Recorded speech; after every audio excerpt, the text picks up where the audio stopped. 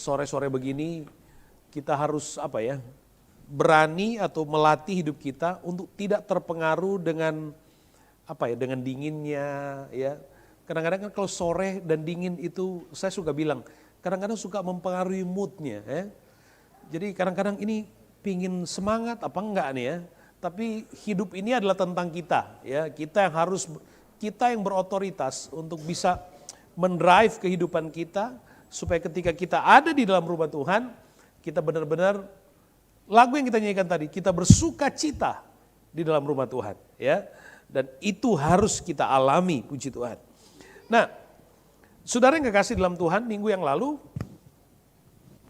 lalu kita sudah merayakan anniversary yang ke-19 tahun. Ya, luar biasa. Saya percaya kita semua diberkati Tuhan ya. Dan juga pesan yang sempat saya katakan di akhir ibadah adalah 19 tahun bukan sekedar semakin punya keberanian dan pengalaman, tapi terlebih dari itu adalah kedewasaan. Jadi 19 tahun adalah usia yang sudah semakin dewasa. Ya. Jadi orang yang dewasa adalah orang yang sudah semakin produktif, orang yang sudah bisa semakin mencerna ya makanan, mendigest makanan itu dengan baik. Dan orang yang dewasa adalah orang yang sudah semakin kuat mentalnya, ya. Kuat mentalnya. Dia bisa memilih dan memutuskan apa yang terbaik. Dan tidak selamanya yang pahit itu kemudian tidak baik. Dan tidak selamanya manis itu kemudian baik buat kita. Jadi kedewasaan akan membawa kita untuk mengerti apa yang harus kita putuskan, apa yang harus kita buat. Tidak selamanya manis, mungkin pahit. Tapi kalau itu yang terbaik, maka kita harus berani memilih itu semua. Puji Tuhan, Tuhan Yesus memberkati kita semua. Saudara, sore hari ini saya ingin sedikit bicara tentang tema klasik di dalam kehidupan kekristenan. Tapi anggap aja ini sebuah merefresh kembali apa yang ada di dalam diri kita, baik itu pengetahuan kita ataupun pengalaman kita. Ya, hari ini saya ingin bicara tentang kita adalah terang. Alkitab bicara tentang kamu adalah terang dunia. Tapi saya coba mengambil title di sini, kita adalah terang. Jadi saya dan kita semua adalah terang. Nanti kita akan lihat itu. Mari saya ingin kita mengawali dengan pembacaan di dalam kitab Hakim-Hakim pasal yang ke-6 ayat 34. Hakim-Hakim pasal yang ke-6 ayat 34. Firman Allah berkata begini, pada waktu itu roh Tuhan menguasai Gideon. Ditiupnyalah sangkakala dan orang-orang Abiezer dikerahkan untuk mengikuti dia. Saya ulangi, pada waktu itu roh Tuhan menguasai Gideon. Roh Tuhan menguasai Gideon. Dalam beberapa minggu terakhir ini kita bicara tentang Roh Kudus adalah kebutuhan dan kekuatan. Roh Kudus ada di dalam diri kita. Dan ketika Roh Allah ada di dalam diri kita, maka ada kuasa yang dipercayakan dan diberikan oleh Tuhan untuk kita bisa mampu, kuat, dan dapat menjadi saksi Tuhan. Nah, saudara, ketika kita melihat di dalam kisah tentang seorang yang bernama Gideon di dalam kitab Hakim-Hakim ini, ya, saudara, kita akan melihat bagaimana seseorang yang dipenuhi oleh Roh Kudus, seseorang yang dikuasai oleh Roh Kudus, ya, menjadi seorang yang luar biasa. Ya, dia bangkit di tengah kesepian orang Israel. Gideon yang dipenuhi dengan Roh Kudus, dia tiba-tiba bangkit dari rasa tidak nyaman, dari rasa lemah, tapi ketika Roh Kudus menguasainya, maka dia tampil menjadi seorang pahlawan yang gagah perkasa. Itulah namanya. Ketika malaikat Tuhan datang kepada Gideon berkata, hai pahlawan yang gagah perkasa. Gideon artinya pahlawan yang gagah perkasa.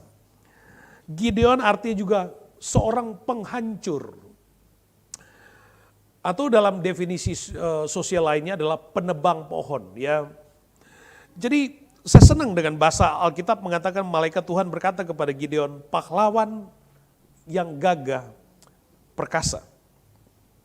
Sekilas tentang kehidupan orang Israel di zaman Gideon. Alkitab menceritakan, saudara, kalau saudara mengikuti dari pembacaan pasal yang ke-6 ayat yang pertama dan seterusnya, saudara bisa melihat di situ bagaimana saat itu orang Israel melakukan yang jahat di mata Tuhan. Ya. Lalu kemudian Tuhan menyerahkan mereka kepada musuh. Jadi perhatikan baik, saudara. Bahwa ada saat di kehidupan manusia itu seolah-olah dia ada pada suasana yang keras. Suasana bahkan boleh dikata sebuah pengalaman yang sangat tidak diinginkan. Atau sebut saja sederhananya menjadi orang-orang yang kalah. Ya. Ada saatnya manusia diposisikan atau terposisikan pada keadaan yang seperti itu. Memang ada karena keputusan sendiri untuk memilih pada bagian itu. Tetapi Alkitab mencatat bahwa ada keadaan yang Tuhan sengaja mengkondisikan seperti kisah ini orang Israel diserahkan kepada musuh. Kenapa? Alkitab mencatat karena orang Israel melakukan apa yang jahat di mata Tuhan. Ya.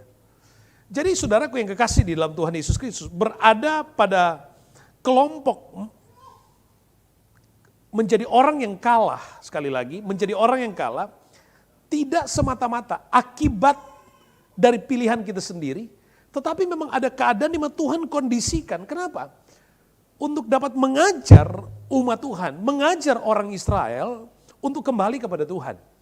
Ya, tentu semua fakta dari pilihan hidup kita berakibat. Kalau kita memutuskan sesuatu yang negatif, maka buah yang akan kita tuai juga negatif. Tapi sekali lagi saya ingin katakan di sini, ada fakta di mana Tuhan kondisikan seseorang ada atau menjadi orang yang kalah. Dan sekali lagi Tuhan yang kondisikan itu supaya apa? Kalau saudara pelajari Alkitab banyak mencatat di kitab 1 Raja-Raja, saudara juga bisa ke 1 Tawarikh, itu kisah tentang kerajaan Israel, jatuh bangunnya bangsa Israel, ketika mereka kembali kepada Tuhan, Tuhan memberikan kemenangan. Ketika mereka meninggalkan Tuhan, Tuhan yang serahkan mereka kepada musuh. Itu keadaan yang paling menyakitkan, keadaan yang paling tidak enak. Saudara bayangkan, orang yang diserahkan kepada musuh, orang sebenarnya dia sudah kerja keras, melakukan yang terbaik, tapi kok selalu kalah. Kenapa? Dia mungkin baik, berhasil pada apa yang menjadi tanggung jawab sosialnya, tanggung jawab profesionalnya, tapi dia mengabaikan tanggung jawab spiritualnya. Di mata Tuhan itu jahat. Sehingga ada orang yang sudah kerja keras mati-matian, tetapi kenapa ya seolah-olah tidak ada hasilnya. Itu adalah poin atau titik di mana Tuhan mungkin sedang mengingatkan, iya kamu hebat sebagai seorang profesional, tapi ada tanggung jawab spiritualmu yang engkau abaikan. Bisa juga seperti itu. Ya. Tapi saya tidak akan terlalu jauh tentang bagian, saya hanya ingin mengangkat latar belakang kehidupan orang Israel pada waktu itu. Sehingga saudara bayangkan orang Israel pada zaman itu, mereka mengerjakan pertanian mereka dengan baik. Mereka tanam, gandum dan sebagainya, mereka kerjakan dengan baik. Tapi setiap kali pada waktu panen, saudara, Alkitab menceritakan orang Midian atau bangsa-bangsa lain datang kemudian merampas, menjarah apa yang mereka usahakan selama ini. Saudara bayangkan sakit hatinya. Ya. 7 tahun lamanya, gak mudah, 7 tahun lamanya. Mereka kerja keras, pas mau petik hasilnya, musuh datang, rampas, bawa. Sehingga orang Israel bersembunyi. Orang Israel, Alkitab menceritakan, menjadi sangat melarat karena perbuatan orang Midian. Kerja keras, berusaha keras, tapi melarat. Bertentangan dengan definisi logis dari apa yang kita pahami. Orang kerja keras, dia pasti hasilnya baik. Dia pantas untuk menuai hasil yang produktif. Tapi kehidupan orang Israel menceritakan tentang keadaan yang sebaliknya. Kerja keras, melakukan yang terbaik. Saatnya panen, justru mereka tidak menikmati. Itu tidak saja melarat dalam artian kehidupan ekonominya yang benar-benar melarat, tapi sudah bayangkan secara mental, ya, itu benar-benar tertekan kehidupan orang Israel, tertekan selama 7 tahun. Selama 7 tahun. Dan orang Israel secara sembunyi-sembunyi, mereka kemudian harus bekerja sembunyi-sembunyi, berusaha melakukan sesuatu, hanya untuk supaya hidup ini bisa menyambung hidup ini. Kemudian Tuhan mendapati seorang yang bernama Gideon. Tuhan memilih Gideon. Alkitab menceritakan seorang yang dikuasai oleh roh Tuhan. Seseorang yang dikuasai oleh roh Tuhan. Pada bagian ini kita mengerti, ketika Roh Kudus memenuhi seseorang, berarti ada simpati sorga atas diri seseorang itu. Berarti ada kepercayaan yang timbul di dalam diri orang itu dari Tuhan. Artinya Tuhan melihat ada sesuatu yang berubah. Kalau sebelumnya melakukan yang jahat, tapi tiba-tiba berubah sehingga Roh Kudus hadir di dalam diri orang itu. Tuhan memilih Roh Kudus menguasainya. Singkat cerita, saudara yang kekasih di dalam Tuhan, dari kemelaratan itu Tuhan pilih Gideon. Tuhan katakan pahlawan yang gagah perkasa. Pahlawan yang gagah perkasa. Singkat cerita, lalu kemudian Gideon mengerahkan 32.000 orang yang berkumpul, ya, yang berkumpul untuk apa? Untuk melakukan perlawanan terhadap orang Midian. 32.000. Kita semua tahu ceritanya. Tapi begitu 32.000 orang ini berkumpul, Tuhan bilang begini, ini mah terlalu banyak. Terlalu banyak. Sekali lagi tidak memenuhi definisi dari besar dan banyak itu kuat. Apalagi kalau yang namanya mau berperang.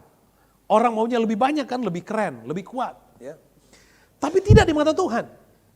32.000 di mata Tuhan terlalu banyak. Apa alasannya? Karena pada saat itu belum semua orang yang pulih dari kejahatan, dari berbuat jahat di mata Tuhan. Enggak layak. Enggak layak. Jadi kita bisa melihat bahwa syarat dari sebuah kemenangan di dalam peperangan rohani bukan sekedar soal kemampuan dan karunia itu sendiri, bukan. Tapi apakah hidup kita ini sudah dipulihkan di hadapan Tuhan? Apakah kita ini sudah beres di mata Tuhan? Itu yang paling penting. Kita beres. Nah, seseorang yang menyelesaikan hidup atau seorang yang dipulihkan dengan Tuhan adalah orang yang layak mengalami kuasa kepenuhan Roh Kudus dan seorang yang layak untuk ada di dalam sebuah peperangan di mana Allah sudah mempersiapkan kemenangan itu terus jauh sebelumnya. 32.000 terlalu banyak. Sehingga Gideon bilang yang takut silakan pulang. Dari 32.000 orang, begitu Gideon bilang kita mau berperang, kita ini udah terlalu lama dijajah. Kita mau berperang. Sudah tahu yang pulang berapa? 22.000 orang. 22.000 orang yang takut. Sekali lagi, kata takut berperang di sini adalah cukup untuk cukup untuk menjelaskan bahwa mereka belum memiliki pemulihan dengan Tuhan. Belum pulih nih, belum pulih banget. Mereka takut berperang, pulang mereka 22.000 orang. Lalu saudaraku bayangkan tinggal 10.000 orang. Dan itu pun Tuhan bilang masih terlalu banyak. Jangan-jangan nanti mereka akan merasa sombong kalau mereka menang. Sekali lagi, masih ada level di mana Tuhan lihat belum beres nih, belum beres. Harus dipulihkan. Tuhan bilang bawa mereka ke sungai untuk minum air. Sudah tahu apa yang terjadi? Dari 10.000 orang, 10.000 orang Tuhan bilang, ya Tuhan bilang yang 9.700 orang di hadapan Tuhan gak layak. Kenapa? Tuhan ujinya cuma gini, suruh mereka minum. Yang minum seperti binatang menjilat dari sungai, Tuhan bilang mereka gak layak. Tapi yang mereka yang minum dengan mengambil dari tangan dan taruh di mulutnya hanya 300 orang. Ada pelajaran tersendiri tentang itu. Tapi bukan tentang pendalaman itu yang saya ingin bicara pada hari ini. Akhirnya Tuhan katakan dengan ke-300 orang ini. Dengan ke-300 orang ini. Di ayat yang ke-7. Lalu berfirmanlah Tuhan kepada Gideon, dengan ke-300 orang yang menghirup itu akan kuselamatkan kamu. Aku akan menyerahkan orang Midian ke dalam tanganmu. Tetapi yang lain dari rakyat itu semuanya boleh pergi. Masing-masing ke tempat kediamannya.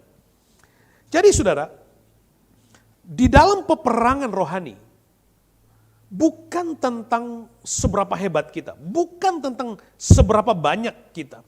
Tentu semua itu juga menjadi penting, tapi ini soal prioritas.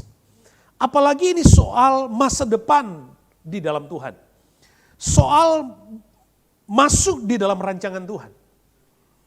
Sehingga Tuhan memutuskan dengan ke-300 orang, saudara bayangkan 32.000, kemudian disisakan 300, itu bukan, itu serius banget saudara. Itu boleh dikata, itu fail semua tuh. Hanya 300 orang. Yang Tuhan bilang, dengan ke-300 orang ini, engkau boleh pergi berperang. 300 orang ini bicara tentang orang-orang yang setia. Dan keberanian mereka cukup untuk menggambarkan mereka sudah memiliki hubungan yang pulih dengan Tuhan. Kenapa saya berani katakan demikian? Mereka sadar mereka akan berhadapan dengan orang Midian yang banyaknya 135.000. Mereka sadar itu. Mereka akan berhadapan dengan musuh yang banyak. Mereka akan berhadapan dengan teknologi yang lebih canggih. Orang-orang yang terlatih, mereka sadar itu. Tapi mereka tetap setia. Mereka tetap berani. Kira-kira pada waktu Tuhan, Gideon bilang begini, oke, 9.700 orang pulang. Yang 300 tinggal. Dan hanya saya dan kalian yang akan pergi berperang. Pikiran pikiran sadar dari semua orang. What? 135.000 dan kita hanya 300. Tapi Alkitab tidak mencatat ada komplain satupun di situ. Itu cukup untuk menceritakan bahwa hubungan dari 300 orang ini cukup untuk menggambarkan kalau tadinya orang Israel berbuat jahat di mata Tuhan. Tapi Tuhan mendapati ada 300 orang yang cukup untuk mewakili bangsa Israel yang dapat menggugah hati Tuhan. Inilah orang-orang yang setia, orang-orang yang berani. Dalam bayangan mereka kita ini mau perang, mau bunuh diri. Tapi mereka tetap percaya kalau Tuhan yang suruh maju aja. Mati kalau mati. Kira-kira bayangan kasarnya seperti itu. Tapi mereka setia, mereka gak komplain. Dan sudah tahu apa yang terjadi seterusnya. Kalau saudara ikuti dengan baik. Ketika Tuhan bilang dengan ke-300 orang ini. Dengan ke-300 orang ini. Akan kuselamatkan kamu. Luar biasa. Baca terus saudara. Lalu, kalau saudara perhatikan dengan baik, Tuhan katakan kepada Gideon untuk pergi lihat bagaimana keadaan orang Midian. Dan akhirnya Gideon menyusup pergi ke daerah orang Midian. Dan dia dengar sendiri orang Midian mimpi bagaimana Gideon datang menyerang mereka habis semua. Dia dengar. Saudara lihat bagaimana cara Tuhan bekerja. Jadi peperangan rohani atau peperangan yang dihadapi seorang anak Tuhan itu completely berbeda dengan peperangan dalam definisi yang dipahami oleh sebagian besar orang. Yang selalu mencari alasan banyak, besar dan kuat.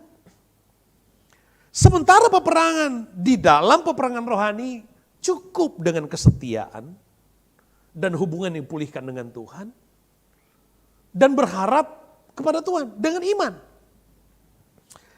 Gideon mendengar sendiri musuh itu takut bahwa Gideon akan datang menyerang mereka dan itu mengkonfirmasi.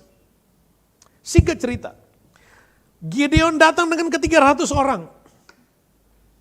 300 orang itu gak sama-sama. 300 berhadapan dengan 135.000 masih dipecah 3. Sudah bayangkan. 300 dipecah 3 lagi sama Gideon. Masing-masing diposisikan di tempat masing-masing. Ayat 15, saudara ini agak panjang untuk bisa menjelaskan kepada kita. Mulai ayat 15. Segera sesudah Gideon mendengar mimpi itu diceritakan dengan maknanya. Perhatikan baik. Sujudlah ia menyembah. Kemudian pulang ia ke perkemahan orang Israel lalu berkata, bangunlah sebab Tuhan telah menyerahkan perkemahan orang Midian ke dalam tangan. Tuhan bekerja fair banget. Waktu Tuhan pilih Gideon dan pilih 300 orang, Tuhan fair banget. Tuhan bilang, Gideon kamu turun, kamu lihat. Sebagai seorang manusia, Gideon mungkin masih ada sedikit kekhawatiran sampai Tuhan, kalau kamu takut, bawa bujangmu. Jadi Tuhan membawa supaya ada cukup alasan rasional untuk Gideon yakin bahwa Tuhan akan menyelamatkan mereka. Dan waktu dia dapatkan konfirmasi bahwa musuh berkata Gideon yang akan menyerang. Dia kembali dan dia berkata bangunlah sebab Tuhan telah menyerahkan perkemahan orang Midian ke dalam tanganmu. Sesudah itu dibaginya ke 300 orang itu dalam 3 pasukan. Dan ke tangan mereka semuanya diberikan sangkakala dan buyung kosong dengan sulu di dalam buyung itu. Alkitab tidak mencatat mereka kemudian diberikan tombak, lembing, panah, enggak. Mungkin kita bisa menerima, ya sebagian mereka memiliki pedang yang terikat di pinggang mereka.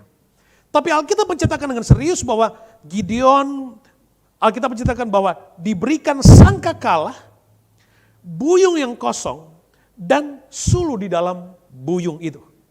Ini perang nih saudara. Ini bukan mau tamasya.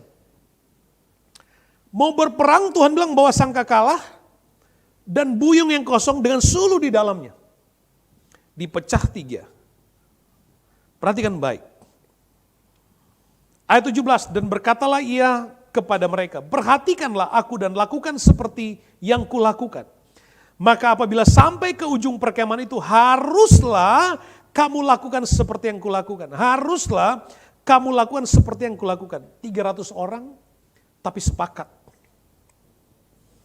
Gideon bilang, haruslah melakukan seperti yang kulakukan, sepakat. Saudara yang kekasih di dalam Tuhan, kita punya moto pelayanan, sudah masih ingat ya? Masih ingat ya? Strong community, strong faith. Penting banget buat kita untuk mengerti bagaimana menjadi community yang kuat.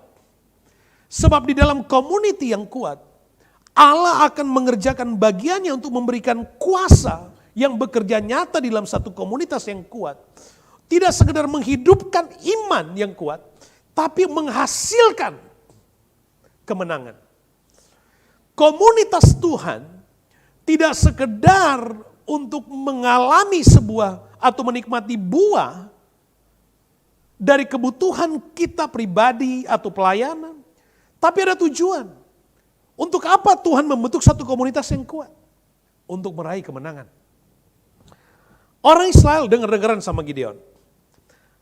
Ayat 18, apabila aku dan semua orang bersama dengan aku meniup sangkakala, maka haruslah kamu juga meniup sangkakala sekeliling seluruh perkemahan itu dan berseru demi Tuhan dan demi Gideon.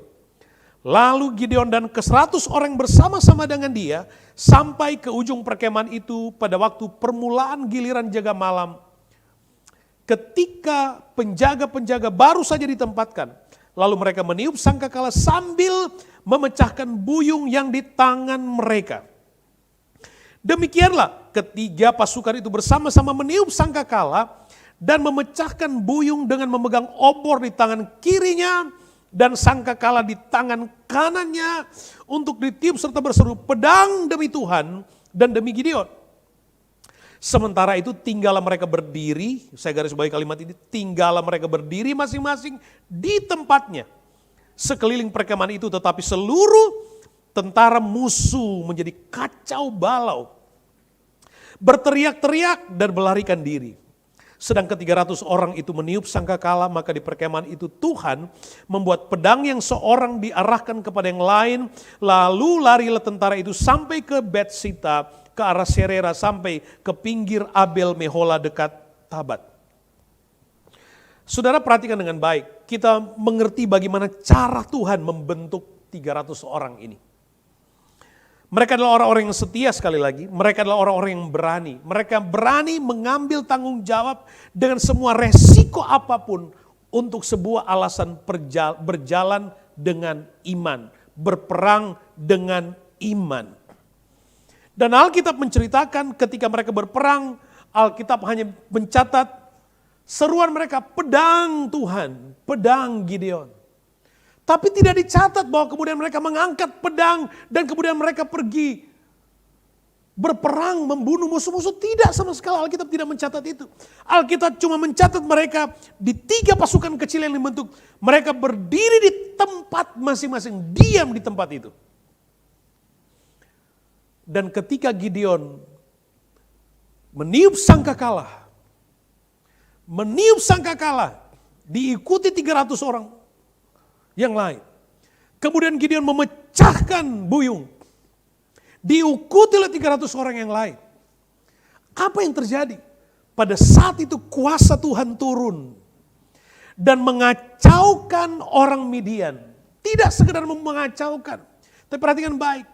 Pedang dari satu orang diarahkan kepada temannya sendiri. Tuhan berperang untuk mereka. Tuhan ganti berperang untuk mereka.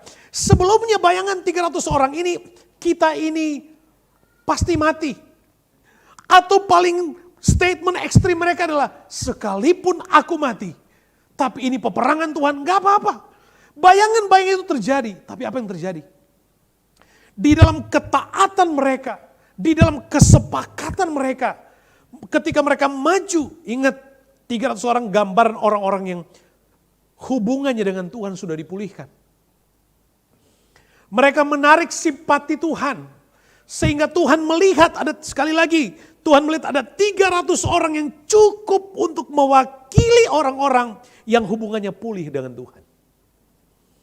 Dan ketika mereka maju berperang, mereka tiup sangkakala, kuasa Allah turun, buyung itu pecah. Pada waktu buyung itu pecah, di dalam buyung itu ada sulu. Ada api. Tiba-tiba orang Midian melihat, ada api, ada nyala yang keluar.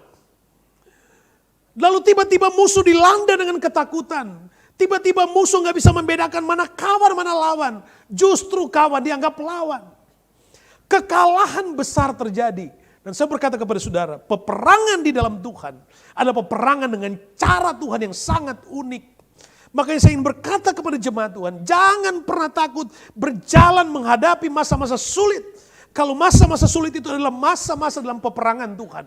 Yang paling penting ketika kita pulihkan hubungan kita dengan Tuhan. Ketika Tuhan bersimpati kembali. Berapa banyak waktu dan pikiran kita yang kita konsentrasikan untuk alasan profesi kita. Untuk alasan-alasan lain. Sehingga kita kehilangan kesempatan membangun kehidupan rohani kita. Di mata Tuhan itu jahat. Tuhan ingin mengajar kita pada hari ini. Dunia semakin keras, dunia semakin berat. Dengan alasan-alasan kita bisa lihat, kita bisa membaca, bahkan kita bisa mengukur dari angka-angka yang kita bisa lihat setiap hari. Anda lebih profesional.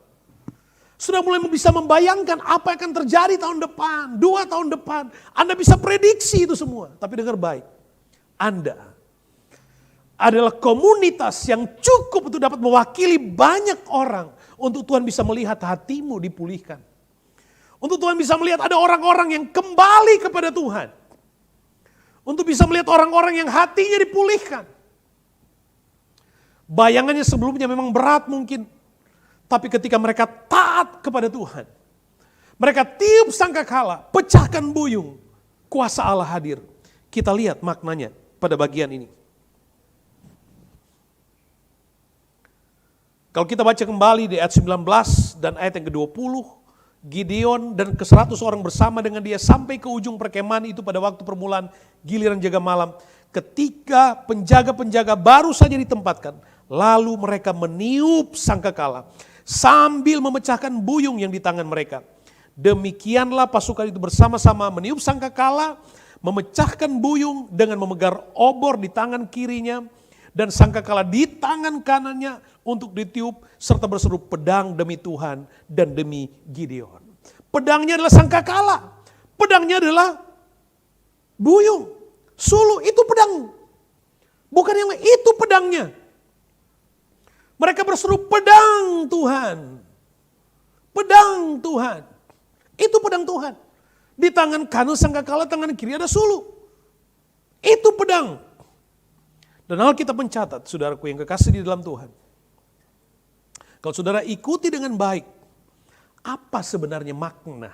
Apa arti rohaninya? Kita mulai dengan sangkakala.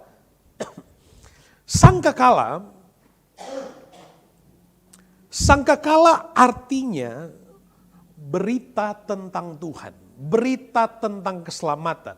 Sangkakala juga artinya firman yang disampaikan, berita firman. Sangkakala bicara tentang gospel, tentang kekuatan firman, ya, kekuatan firman. Maka saya senang kemarin waktu ada meeting guru-guru Sunday School di Pastori, ya, guru-guru Sunday School sepakat bahwa yang paling penting di dalam membangun kehidupan rohani anak-anak adalah doktrinnya. Bagaimana memahami firman. Bagus tuh, bagus. Jemaat juga harus bertumbuh dengan alasan ini, doktrinnya. Yang saya maksud doktrin adalah firmannya. Bukan hal-hal yang sekedar memotivasi, menginspirasi. No, tapi firman. Dan Alkitab berkata, kalau kita belajar dengan sangkakala bicara tentang firman Allah. Coba kita lompat, Keluaran 19 ayat 19 dan 20. Di Gunung Sinai.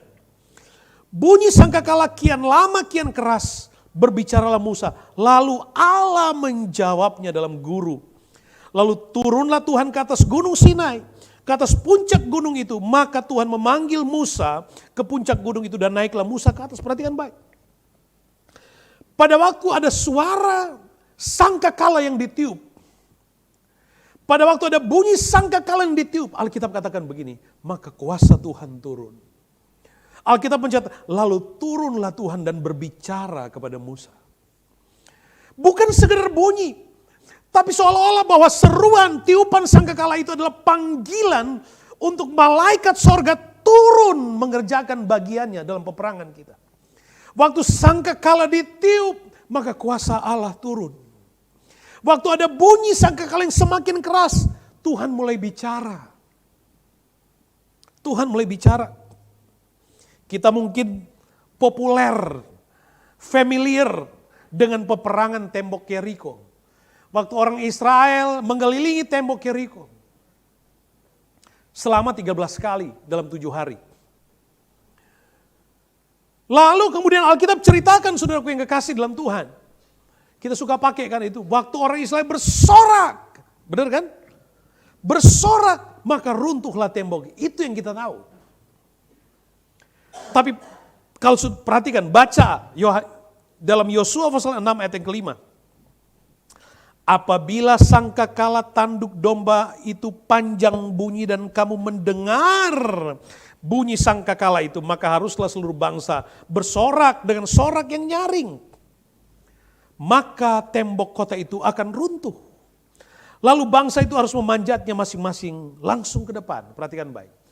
Tembok Yeriko tebalnya kayak gitu, ya, yang kereta kuda bisa jalan di ketebalan itu, bukan sekedar karena orang Israel berteriak, bukan sekedar teriakannya, bukan.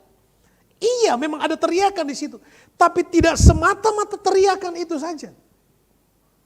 Alkitab menceritakan ketika ada tiupan sangkakala, ada bunyi sangkakala. Ada bunyi sangkakala, seolah-olah pada waktu orang Israel mendengar bunyi sangkakala, mereka tiba-tiba seolah-olah mereka berteriak, amin, haleluya. Mereka mengimani firman, amin, haleluya. Makanya jangan malu, jangan takut kalau Anda dengar firman, ada firman yang disampaikan kepada saudara, mengkonfirmasi pikiran dan hati Anda berkata, amin. Anda berkata, haleluya. Itu sorakan. Yeriko temboknya runtuh. Sekali lagi, bukan hanya karena mereka bersorak. Kita pun kan nggak tahu mereka bersoraknya kayak apa. Tapi kalau kita ikuti kronologisnya, orang Israel diajar waktu dengar firman, mereka harus berkata amin. Waktu dengar firman mereka harus berkata haleluya. Mereka harus bersorak nama Tuhan. Jadi pada waktu bunyi sangkakala, poin penting, pada waktu bunyi sangkakala kuasa Allah turun. Haleluya. Pada waktu firman disampaikan, pada waktu Tuhan bicara, kuasa sorga turun. Orang Israel berkata, amin. Orang Israel berkata, haleluya. Mereka bersorak, tembok itu runtuh. Tembok itu runtuh. Makanya jangan kaget ketika Gideon berseru, Gideon meniup sangkakala. Semua 300 orang mereka rame-rame tiup sangkakala. 300 orang yang hatinya dipulihkan dengan Tuhan ketika sama-sama cinta firman, sama-sama cinta untuk bersaksi, sama-sama cinta untuk memberitakan firman, nggak nolak kalau disuruh tugas. Menyampaikan firman. Ada kuasa yang turun. Ada hadirat Allah yang turun. Ada mujizat yang terjadi. Saudaraku yang kekasih di dalam Tuhan, banyak kali kita abai dengan hal-hal yang seperti ini. Inilah peperangan Tuhan. Kita terlalu sibuk banyak kali memikirkan strategi yang terbaik. Padahal kita pun mengerti itulah peperangan Tuhan. Tuhan sudah berkata kepada Gideon, dengan ke-300 orang ini aku akan selamatkan kamu. Kepastiannya sudah ada bukan? Dengan ke-300 aku akan selamat. Sudah ada kepastian tentang kemenangan. Tuhan hanya ingin lihat nih orang 300 orang ini konsisten gak? Mereka takut gak? Mereka berani gak? Mereka mau maju gak? Mereka mau dengar-dengeran gak? Mereka mau sepakat gak? Waktu berhadapan dengan musuh, mereka gak kayak Petrus, dia ambil pedangnya. Dia putuskan telinga Malkus waktu di taman, waktu Yesus ditangkap. Yesus bilang begini, sarungkan pedangmu. Dalam peperangan kita, Tuhan juga banyak kali berkata kepada kita, sarungkan pedangmu, tiup sangkakala.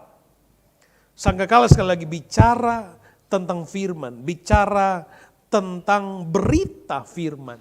Itulah pentingnya Anda, kita, saya diberkati waktu Anda khotbah, Anda sharing, saya diberkati. Jemaat diberkati. Makanya saya suka minta, kalau Anda sharing, Anda khotbah, kan saya suka minta, tolong dong bagi dong catatan khotbahnya. Saya diberkati. Saudara, sadar nggak saudara, bahwa ketika Anda sharing, Anda khotbah, Anda sedang menarik kuasa sorga turun atas hidupmu. Anda sedang menarik kuasa sorga untuk ambil alih peperanganmu, itu loh. Nggak main-main. Waktu Anda menyampaikan firman, Anda baca firman, Anda sedang menarik kuasa sorga untuk mengambil alih peperanganmu. Kalau di dalam peperangan, kemudian kita mundur. Kita katakan, saya nanti deh, nanti. Saya masih sibuk, Saudara yang kekasih yang berkata kepada saudara, saya ingin encourage semua jemaat. Latih kehidupan kita semua. Kadang-kadang saya juga spontan suka nolak, aduh yang lain aja. Tapi saudaraku, saya ingin supaya semua kita ngalamin kuasa Tuhan. Yang kedua, poin penting. Kita kembali kepada tema utama kita, buyung. Buyung, ya, satu wadah yang seperti seperti jar, seperti sesuatu yang sebut saja bejana, itu lebih mudah memahami, buyung bejana. Dan 300 orang ini Gideon bilang bawa sangkakala dan itu. Dan di dalam bejana itu ada nyala, ada api di dalam bejana yang kosong. Lalu ketika mereka tiup sangkakala, mereka pecahkan. Pada waktu dipecahkan, tiba-tiba itu terang keluar. Tiba-tiba terang itu keluar. Dan orang Midian ketakutan, mereka, saya katakan tadi, mereka kemudian dikalahkan. Lalu apa maknanya? Bejana, buyung, bicara tentang hidup kita, bicara tentang hidup orang percaya. Saudara ingat kan Yeremia 18, bicara tentang seorang tukang periuk, bagaikan bejana hidup kita ini seperti bejana, buyung tadi. Ya. Di dalam diri kita ada terang Allah, ada terang Kristus. Waktu kita menjadi percaya kepada Tuhan, maka di dalam dirimu adalah terang. Di dalam dirimu bukan sekedar ada potensi, ada pribadi Yesus, ada pribadi Tuhan. Ada terang di dalam diri kita. Itu pemaknaan yang penting. Hidup kita ini adalah bejana. 2 Korintus 4 ayat 7, harta ini kami punya dalam bejana tanah liat, supaya nyata bahwa kekuatan yang melimpah-limpah itu berasal dari Allah, bukan dari diri kami. Ini pembelajaran bagus banget. Diajar untuk sadar bahwa apapun pengalaman hidup kita di dalam Tuhan, itu bukan karena kitanya hebat, bukan. Tapi karena ada kuasa yang bekerja di dalam diri kita, yang adalah kekayaan spiritual. Semakin kaya rohanimu, semakin kuat hidupmu. Semakin kaya rohanimu, semakin luas kesempatanmu untuk mengalami perjumpaan dan pengalaman dengan Tuhan. Harta dalam bejana. Matius 5:14, kamu adalah terang dunia. Jadi orang yang percaya, udah hakikatnya adalah terang. Tapi, perhatikan baik. Apakah semua yang berkata aku orang percaya telah menjadi terang? Itu persoalan, kamu adalah terang, tapi nyala enggak? Nyala enggak? Terang itu ada, potensi itu ada, tapi nyala enggak? Jangan-jangan terang itu tersimpan dalam bejana. Tapi kalau nyala itu terbungkus di dalam bejana, ada di dalam bejana, dia belum bisa kelihatan terangnya, belum bisa kelihatan. Yesaya 60 ayat 2, sebab sesungguhnya kegelapan menutupi bumi dan kekelaman menutupi bangsa-bangsa. Tetapi terang Tuhan terbit atasmu dan kemuliaannya menjadi nyata atasmu. Perhatikan baik, ayat ini katakan begini. Tetapi terang Tuhan terbit atasmu. Jadi saudara, saya mau katakan begini.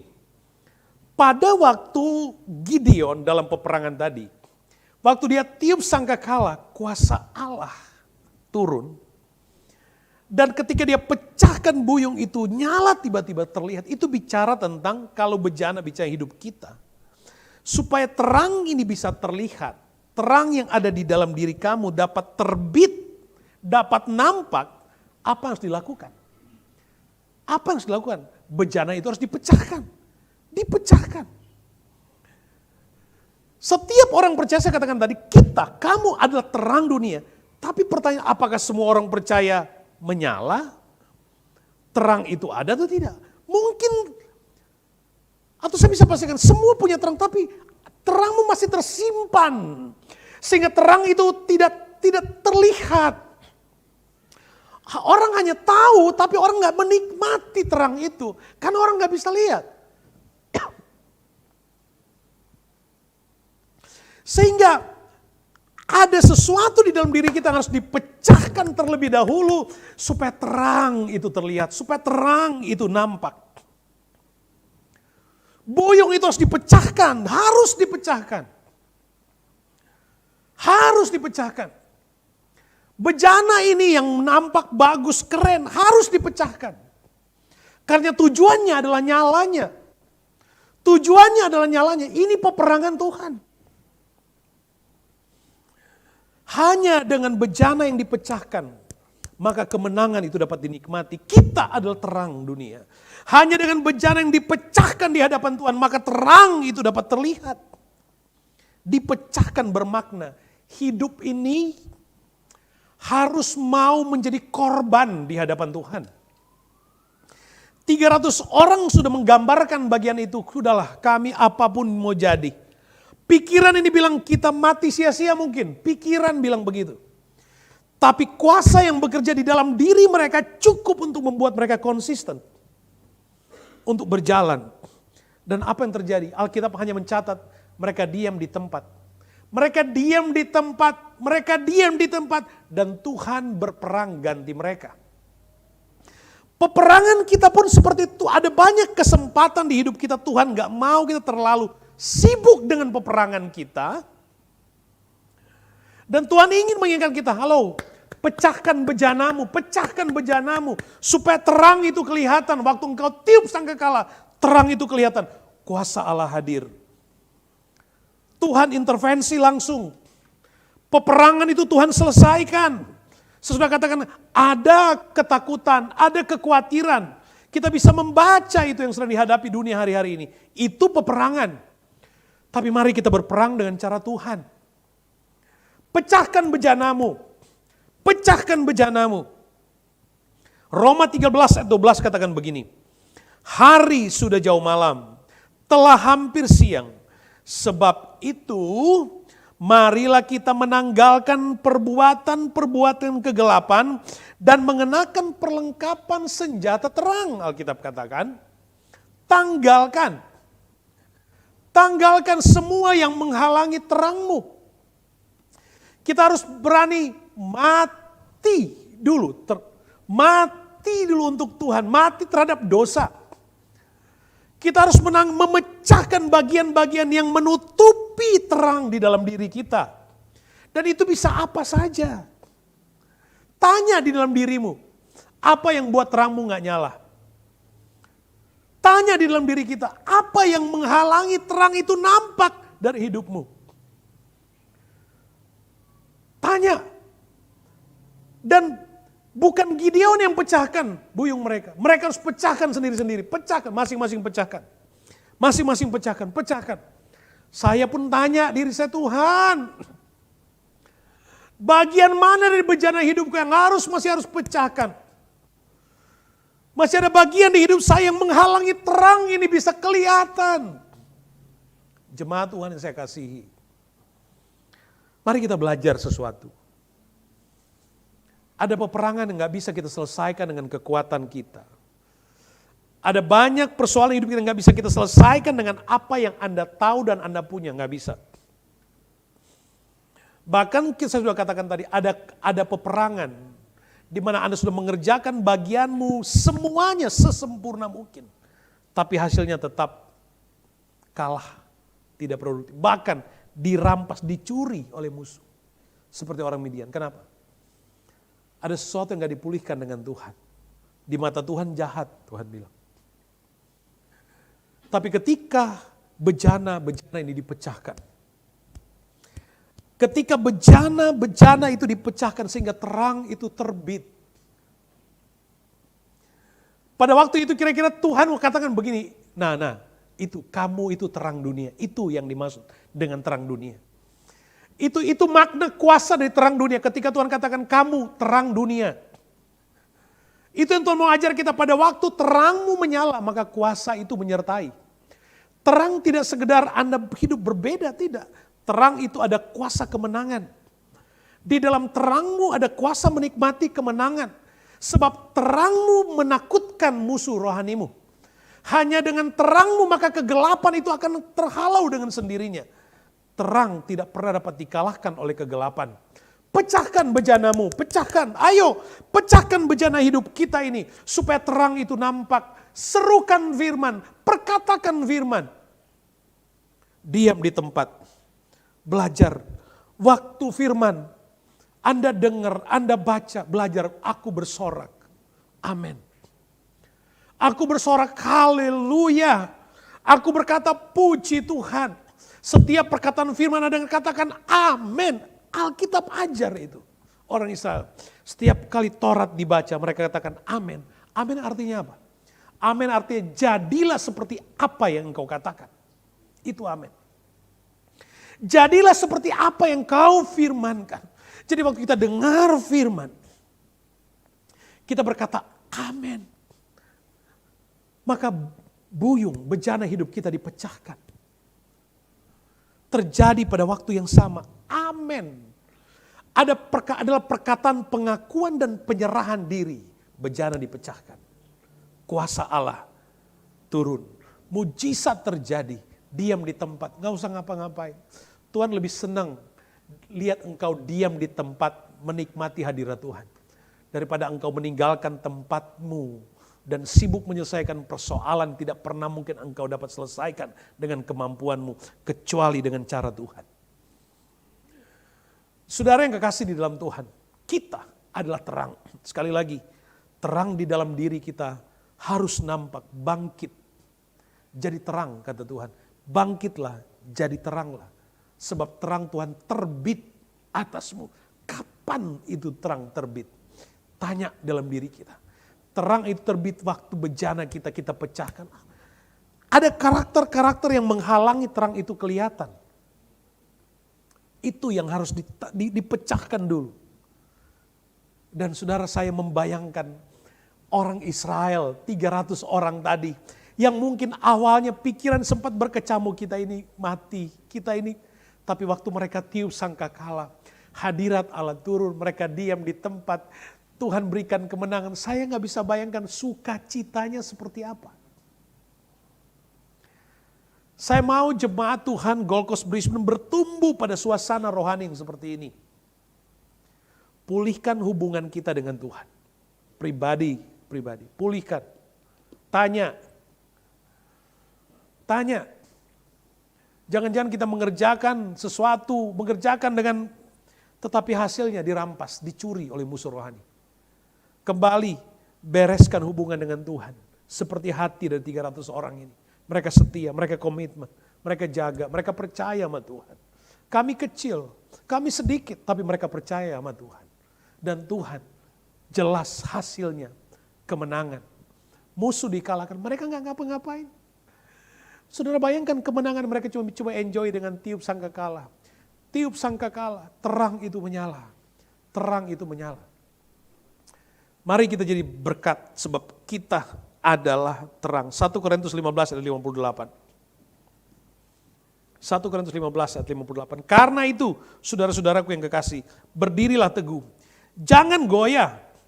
Giatlah selalu dalam pekerjaan Tuhan. Sebab kamu tahu bahwa dalam persekutuan dengan Tuhan, jeripayamu enggak sia-sia. Amin. Jeripayamu dengan Tuhan, itu enggak sia-sia. Saudara, saya mau katakan begini.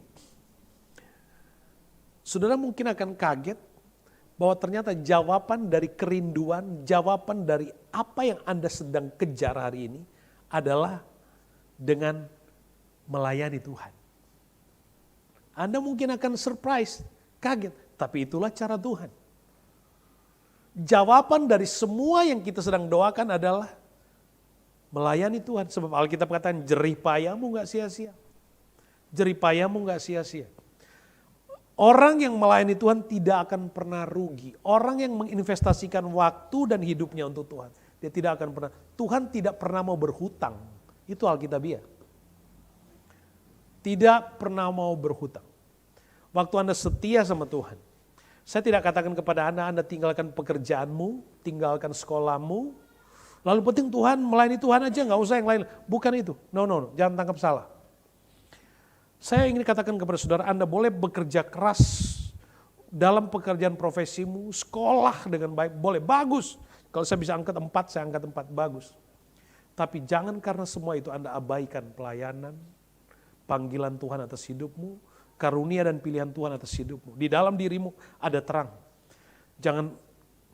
Jangan lupa, mungkin saja terang yang ada di dalam dirimu sebagai pribadi adalah jawaban untuk orang terdekatmu. Untuk menghalau kegelapannya. Dan semua kita, jangan kaget. Itu mungkin cara Tuhan membentuk kita. Tetap setia, layani Tuhan. Persekutuanmu, ibadahmu, saya pernah berkhotbah tentang ibadah adalah jawaban. Itulah maknanya. Tentu kita senang jadi punya banyak. Benar, saya sudah pernah katakan, siapa sih yang gak suka punya jemaat yang banyak dan besar? Kalau mau ditanya yang paling suka gembala pasti. Tapi bukan itu prioritas saya, bukan. Saya mau jemaat Brisbane itu kuat. Dunia ini semakin keras. Kalau Anda gak kuat di dalam Tuhan, mau lari kemana? Saya mau jemaat itu kuat. Anda mungkin masih bingung mikir, Anda mungkin masih pikir, masa sih? Tapi saya mau jamin dalam nama Yesus, kalau Anda kuat, basic firman-Nya bagus, kuat. Tantangan apapun yang akan Anda hadapi, Tuhan berjanji, selama sangkakala itu ditiup, selama sangkakala itu ditiup dan terang terbit atasmu, maka Allah bertanggung jawab menghadirkan kuasanya dan menghadirkan kemenangan atas hidup kita. Amin. Allah bertanggung jawab. Coba di switch, pikiran selama ini di switch lu. Saya mau Tuhan deh, Tuhan, ayo. Kalau mau ikut Tuhan sekalian Tuhan ekstrim, Tuhan gitu, iman Tuhan. Jadi seorang profesional yang imannya tertuju kepada Tuhan. Seorang student yang imannya tertuju kepada Tuhan. Yang memilih Tuhan. Sebab berjalan dengan Tuhan banyak surprise-nya saudara. Dan itu jawaban. Pastikan terangmu menyala, terang kita. Saya mau berkata Tuhan, mampukan aku untuk pecahkan bejana, bagian-bagian yang menghalangi terang itu kelihatan di dalam diri saya. Anda harus berani berkata demikian. Kalau bejana itu yang fisik ini, yang pikiran dunia ini diruntuhkan, saudara bayangkan. Terang yang ada di satu wadah yang menyala, tiba-tiba wadah itu terbuka. Kayak apa itu nyala yang akan nampak? Jadilah seperti itu. Jadilah seperti itu. Jadilah seperti itu. Bukan tentang jumlah lagi, tapi tentang kualitas rohani. Maka kita adalah terang. Terang di dalam kita membawa kita kepada kemenangan. Jangan takut. Hari-hari ini keras, tapi berjalanlah dengan Tuhan. Pastikan terangmu menyala. Pastikan Anda tidak melepaskan peganganmu atas sangkakala itu. Terus tiup. Firman disampaikan. Perkatakan firman. Saya nggak peduli, saya kirim ayat setiap hari, saudara baca atau tidak, saya nggak peduli. Saya serukan, saya cuma bagian tiup. Tuhan, saya cuma tiup sangkakala, tiup firman saya sampaikan. Saya nggak peduli, saudara begitu lihat tank Om Jerry, pasti ayat.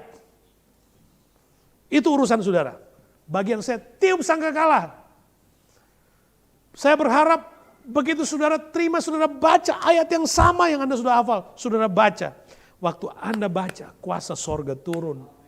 Waktu Anda baca, mujizat terbuka atas hidup, peperangan dimenangkan.